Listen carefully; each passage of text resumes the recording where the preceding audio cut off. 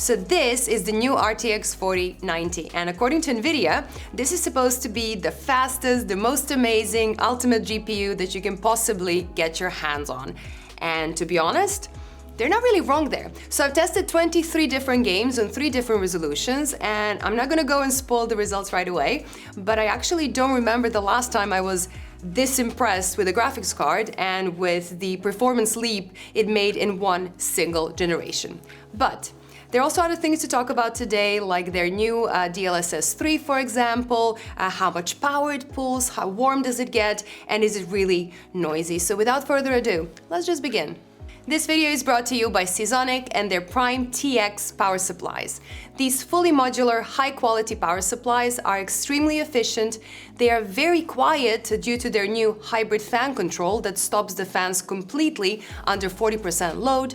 They offer a variety of connections for any kind of systems you have in mind, and you even get the new 12-volt high-power connection that you need for these brand new RTX 4090 graphics cards from Nvidia.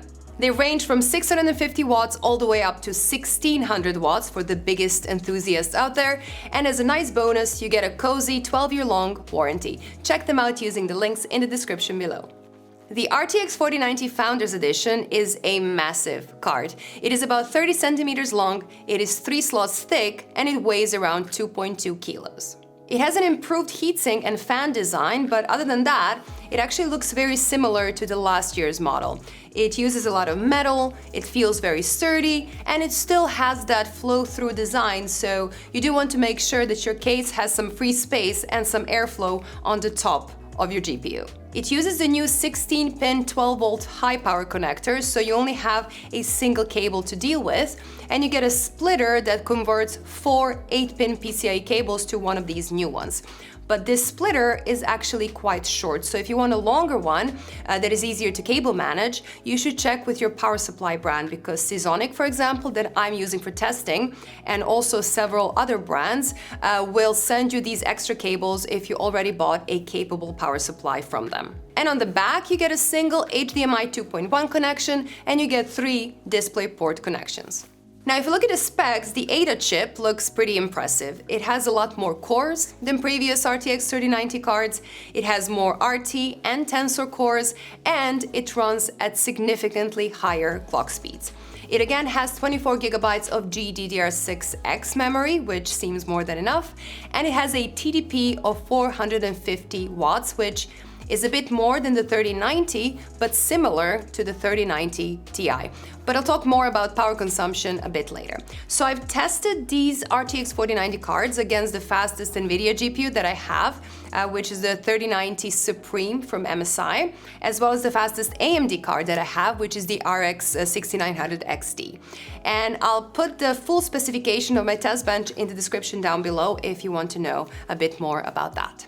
So starting with Cyberpunk 2077 on high settings, the 1080p performance is pretty much CPU limited, but with 148 FPS on Quad HD, it is more than 30% ahead of the 3090, and with 91 FPS on 4K resolution, it is almost 70% faster than the 3090 and twice as fast than the 6900 XT. And that is actually without DLSS or anything like that. In God of War, there is a strong scaling across all 3 resolutions, from about 40% at 1080p to about 54% over the RTX 3090 at 4K resolution. Spider-Man Remastered was running into CPU bottlenecks even at higher resolutions, but it still performed well with almost 200 FPS on all 3, which is a 65% improvement over the 3090 on 4K and 116% of an improvement over the 6900 XT. Dying Light 2 is an extremely hard game to run, with last-gen cards barely hitting a 16 FPS on 4K, but the 4090 almost doubles that with an 110 FPS average, again without any upscaling technology present. And it is doing the same on the other 2 resolutions as well. World War Z shows a slight improvement at 1080p, a 40-ish% improvement over current generation cards at 1440p, and again, almost doubling the 3090 and 6900 XT performance at 4K resolution, suggesting very strong Vulkan performance as well. In Outriders, the 4090 is by far the fastest card across the board, with a 61 and 92% performance increase on 4K resolution over the 3090 and 6900 XT respectively. Shadow of the Tomb Raider is getting a bit old, but it still scales well with both CPU and GPU upgrades. There is a CPU limit on both 1080p and 1440p resolutions, but on 4K, the 4090 was doing 209 FPS versus the 120 to 130 from the current generation of cards. Doom Eternal runs at extremely high frame rates, so the benefit of having even more FPS is very limited until even faster monitors become a thing, but it still does show a really strong scaling even at 1080p. Far Cry 6 relies more on the CPU, especially at lower resolutions, and then it does favor AMD GPUs, although the differences are small. But on 4K resolution, the 4090 does take an easy win of 44% over the 3090 and 66% over the 6900 XT. Watch Dogs Legion looks pretty similar, with CPU limitations at 1080p and 1440p, and then the 4090 suddenly showing off at 4K resolution. Assassin's Creed Valhalla is a game that usually favors AMD GPUs, which we can see from the 6900 XT beating the 3090 at 1080p and 1440p, but the 4090 is in a completely different class, outperforming it a lot on all three resolutions and going up to about 57% on 4K. In the slightly older Assassin's Creed Odyssey, the 3090 and 6900 XT look a bit more balanced, but the 4090 is yet again far ahead. In The Division 2, that is also an older title, but it's still very popular, the CPU becomes the bottleneck at 1080p and 1440p, but there's still a benefit for the 4090. And at 4K resolution, once again, it is beating the 3090 by 57%. Anno 1800 is not a super fast game, so any of these GPUs will be completely fine, but a 4090 does take a big lead. 69% over the 3090 at 4K resolution and more than double the performance of the 6900 XT. In Control, there is a slight improvement at 1080p with the CPU holding it back, and there is a significant jump at 1440p and 4K resolutions. Borderlands 3 shows the exact same story. So there is a small increase at 1080p, big jump at 1440p, and then a huge jump at 4K with 72% over the 3090 and 85% over the 6900 XT. In Troy Total War, there is a consistent scaling across all three resolutions, even though all three cards will make a good use of the current fastest 4K screens. And in Wolfenstein Youngblood, it is actually really surprising to see a jump from 186 to 331 FPS on 4K resolution and from 340 to 556 FPS on 1440p. Now, Dirt 5 is a new title on the list, and I was testing it with the RT reflections enabled. On 1080p, there was an okay jump in performance, a big jump at 1440p, which would have been bigger if a faster CPU existed, and then another nice 70% improvement over the 3090 at 4K resolution. In Formula 1 2022 on ultra-high settings, which do enable some ray tracing settings, the 4090 scales perfectly across all resolutions. It is almost 80% faster than the 3090 at 4K and 200% faster than the 6900 XT. CSGO is a pretty CPU-heavy game, and it was showing only a small improvement on 1080p and 1440p, which isn't that surprising, but the increase in 1% lows is really surprising. And in Rainbow Six Siege, there was no real difference at 1080p, but there was a big improvement at 1440p, both in average FPS and 1% lows. So to sum it all up, starting with 1080p, I was really surprised to see a big difference in most of the games, as 1080p resolution is kinda CPU limited. But even on this resolution, the 4090 managed to offer a lot more performance than the other cards. Now, I'm absolutely not recommending that you should buy a 4090 for 1080p gaming, but 22% more performance overall is actually quite impressive, and I do expect professional gamers to go this way. On 1440p, there is a 41% performance increase over the last generation, with 18 out of 22 games gaining more than 25%, and with Dying Light 2, which is one of the more recent titles, showing the pure potential of this card. Now, obviously, 4K resolution is where the 4090 really shines. A 60% improvement over the last generation card is something that happens very rarely. So last time we saw something like that was when GTX 10 series came out, but the 4090 goes even further, with 19 out of 22 games gaining about 50% FPS or more, which is just really impressive.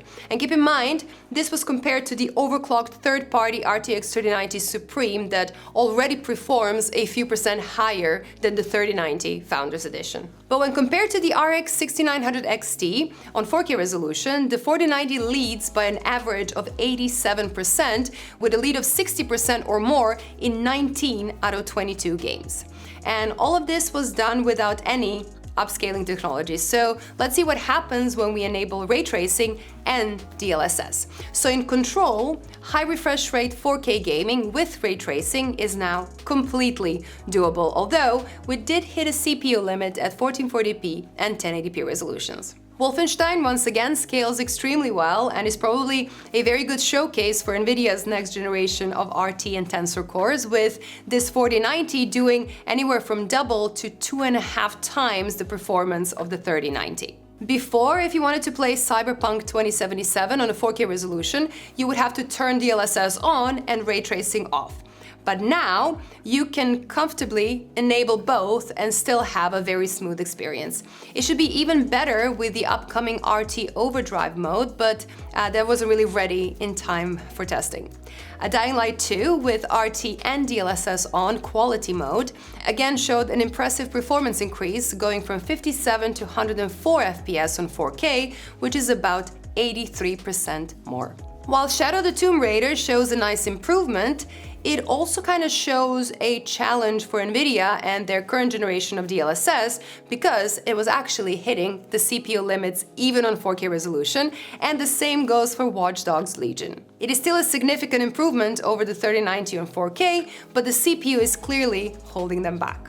In Spider-Man Remastered, the 4090 shows similar performance on all three resolutions, but it is somehow slower than the 3090. Now, Nvidia did mention that this is a known bug in this game and on this specific setting, and they also said that they are working on fixing it, so the result will probably change soon. Still, it is clear that the CPU is again the limiting factor here, even at high resolutions. And that's where the new DLSS 3 comes in. It has this new feature that is called frame generation that basically uses AI to generate an extra frame in between two regular frames, which means that you get higher FPS, but you're also bypassing that CPU bottleneck. Now, this is a very difficult topic to review, and it requires a lot of specific visual testing and probably a video on its own, which I didn't have time to do, but I strongly recommend that you watch the video Digital Foundry did on DLSS 3, which, as always, goes super in depth, and it nicely explains what you should look for when deciding if DLSS 3 is something you might want or not. Now, 35 games have announced DLSS 3 support already, with several of them coming out this October, but most aren't really ready yet. Now, I did get a beta access to a couple of them to get a glimpse of how it works so far, and one of them was Microsoft Flight Simulator. So that is probably one of the best examples for DLSS frame generation.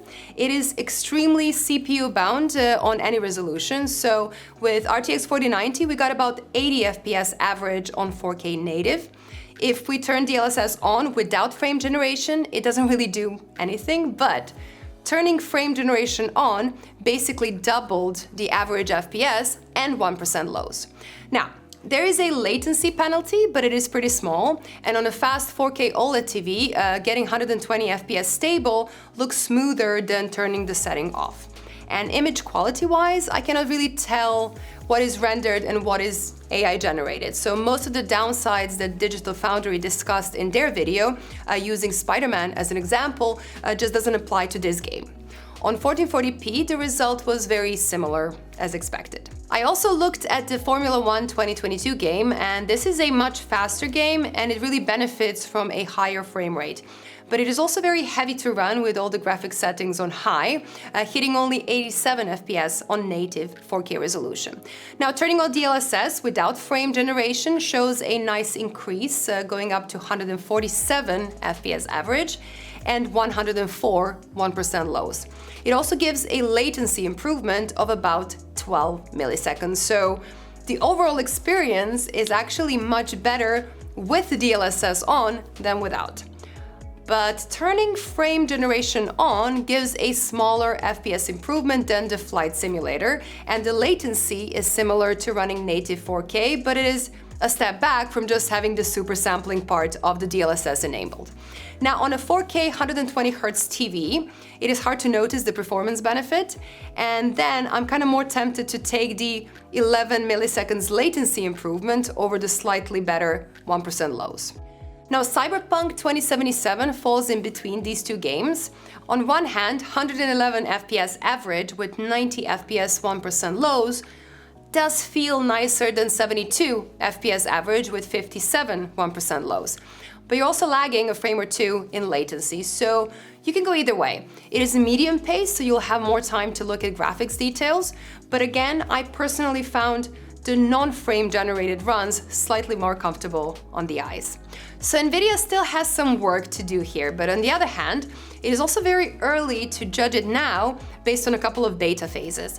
And given what Nvidia has done with DLSS over the last 3 years, with good performance and support in over 200 games, I personally have really high expectations when it comes to DLSS 3, and I will get back to it when more games that support it actually come out. Now, when it comes to thermals, I'll keep this a bit shorter because tomorrow I can talk about the partner cards as well, and I can compare this Founders Edition to 3 other 4090 cards that I'm currently testing. So make sure that you subscribe to this channel if you don't want to miss those videos. But the Founders Edition on its own performs quite well.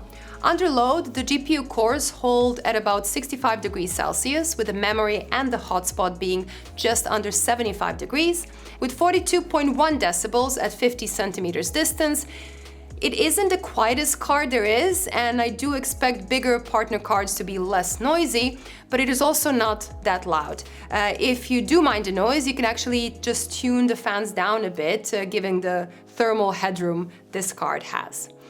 But when it comes to power consumption, I was actually really surprised to see that while gaming, the 4090 was often running less power than its TDP spec suggests. In Cyberpunk on 4K resolution with ray tracing on and DLSS off, it averaged around 425 watts, which is not that different from the 418 watts that the RTX 3090 Supreme pulled, and the 4090 is so much faster. Of course, it's still a lot of power, and it kind of hurts being in the Netherlands right now because our current energy price is about €1 per kilowatt hour. So it actually cost us more than 100 euros in electricity to just test everything for this one video. Anyway, there are a lot of other things that are worth mentioning as well. There's the double AV1 encoder, which is great for editors and for streamers. There's the usual Nvidia advantage when it comes to the NVENC encoder, to the broadcast and to reflex features, but they all just feel like a nice little bonus on a card that is performing extremely well, and there's just nothing that comes close to it. Not yet. But the price is something that I cannot avoid, and with an MSRP of $1,600 it is extremely expensive. And keep in mind, it will be even worse in Europe, with prices starting closer to 2,000 euros, which kind of puts these cards out of reach for many users. And now that the prices of the previous generations have dropped, finally, the price to performance improvement is probably not worth it for many of you out there. But on the other hand, people that want the very best, that have money to spend on a card and probably already own a 3090, will still buy this card regardless based on the performance alone. Because same as the previous flagship cards, they're not really meant to make sense for everyone. They're just meant to show what they can do. And they just absolutely slayed it with this 4090. Well done, Nvidia. Now, that's it for today. Thank you all for watching. If you liked this video, please make sure to subscribe to my channel, because tomorrow I will be going over the rest of the 4090 cards I have, and I will be comparing them to this Founders Edition. So stay tuned and see you tomorrow. Bye.